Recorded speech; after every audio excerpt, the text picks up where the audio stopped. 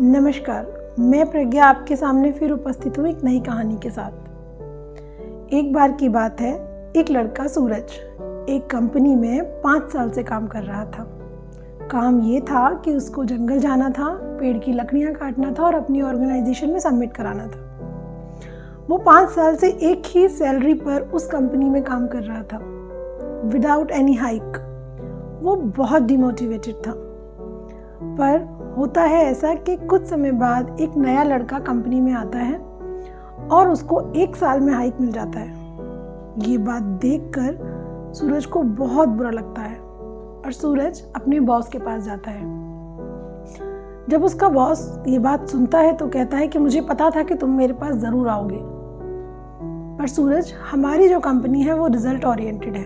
तुम पुराने एम्प्लॉय हो हमारे और हमें तुम्हारी सैलरी इंक्रीज करने में बहुत खुशी होगी, लेकिन अगर तुम उतनी ही लकड़ियां हमें काट के देते रहोगे तो हमारी कंपनी को क्या फ़ायदा होगा तुमसे। वहीं दूसरा लड़का रवि, वो दिन पे दिन ज़्यादा लकड़ियां काट के हमें देता है।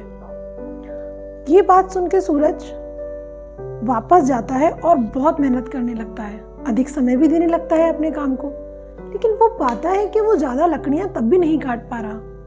वो फिर से अपने बॉस के पास जाता है, फिर से उससे ये बात कहता है तो उसका बॉस कहता है कि तुम मेरे पुराने एम्प्लॉय हो, इसलिए मैं तुम्हें ये सलाह दूंगा कि तुम जाके रवि से पूछो कि वो ऐसा क्या करता है कि वो ज़्यादा लकड़ियाँ काट लेता है। सूरज रवि के पास जाता है और रवि से कहता है कि ऐसा सीक्रेट क्या है कि तुम ज़्यादा लकड़ियाँ कैसे काटते हो, मेरा 5 साल का एक्सपीरियंस कैसे फेल हो रहा है तुम्हारे सामने।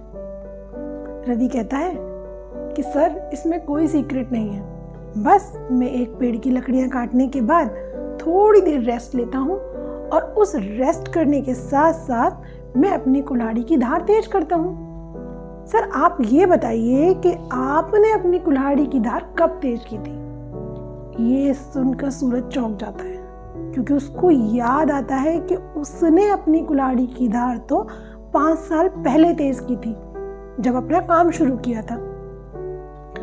कहने का मतलब ये है कि जिस भी काम से आपकी मनी जनरेट हो रही है और अगर आप उसको इंक्रीज करना चाहते हैं तो जिस स्किल से आपको मनी मिल रही है उस स्किल पर वर्क कीजिए।